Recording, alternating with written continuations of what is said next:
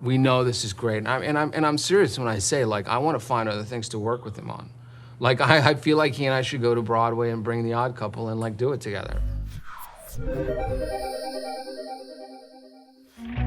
You're with this amazing franchise, and it works. Like, everything works. Every movie is a success. The last thing you want to do is be the lead of the first thing that does not work. But before we started shooting, Kevin called me one day and was like, you know, Anthony, I won't let you suck. And that was the big thing.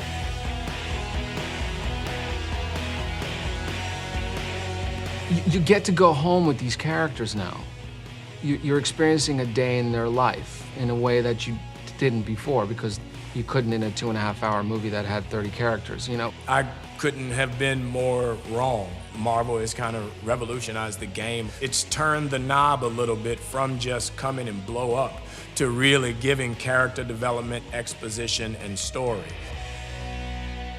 One of the things we were really tackling with tonally for our show was Anthony and I and our rapport, which we have in life, obviously, and, you know, we enjoy working together and busting each other's balls, you know, and how do we translate that to the characters in a way that feels, you know, not just like we're screwing around, but it actually applies to the text and the story and all that stuff, right? And there's this Odd Couple kind of counterpart to the two of them that we really discovered. I think it was a very smart move, actually, to make WandaVision first. You know, WandaVision is really character and actor based. It's really, I think, a showpiece for Elizabeth Olsen and everything that she has to do episode to episode, as well as Paul. And it really gives you a great opportunity to invest in those characters and grow with them to the next phase of the Marvel Cinematic Universe.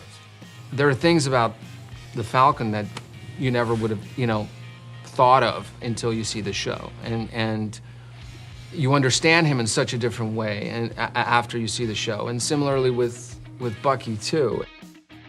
Sam Wilson is grappling with the idea of what that new normal is after the blip and figure out how we reacclimate into society. And go, hey, you know, I grew up in the 50s and my mentality is this and this and this, but you know what? Like, wait a minute, I might have to re-ask those questions. I might have to relearn a couple things. I might have to open my eyes a little bigger here, you know, which is something that's very relatable. We've all kind of had to do. And, you know, a lot of the lessons, a lot of the things he learned from Steve Rogers plays into that. That's principles, right? That's morals, bigger issues. And then there's also the little ones like, can you work an iPhone?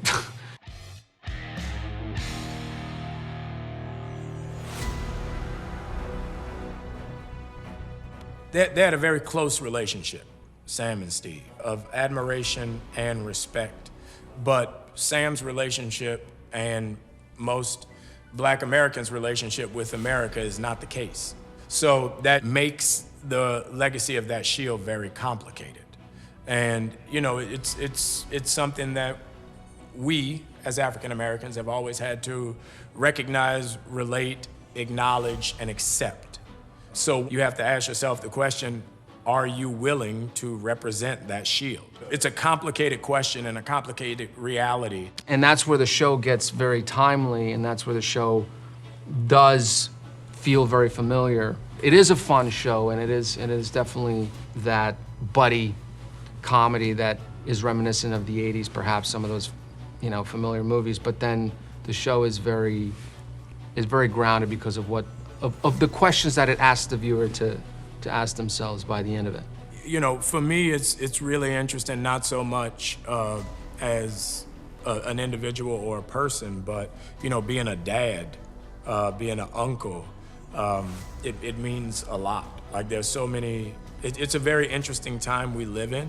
So I think the idea of kids having to have their, you know, those conversations with their parents and their friends about what the new Marvel universe looks like and the new characters they have and how they fit into that universe. I think it's very important, and I think it's going to leave a legacy on this generation that'll carry on into their next generations.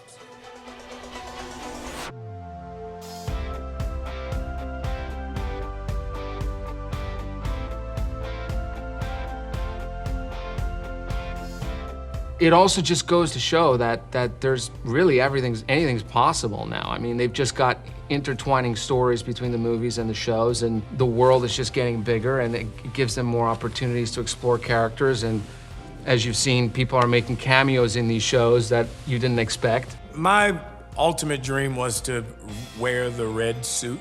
The Falcon had many different suits across the comic book life, but one was the deep V, like spandex red suit. And that was why I was so excited. I'm like, for a dude to be able to get in great shape and wear spandex is every actor's dream. So I feel like it's kind of an exciting time over there in the sense of what they could be doing next. You know, fans can really finally think about those pairings of characters that they've always wanted, and feel that maybe that's actually going to happen now. I'm hoping one day that I get to wear the red spandex suit.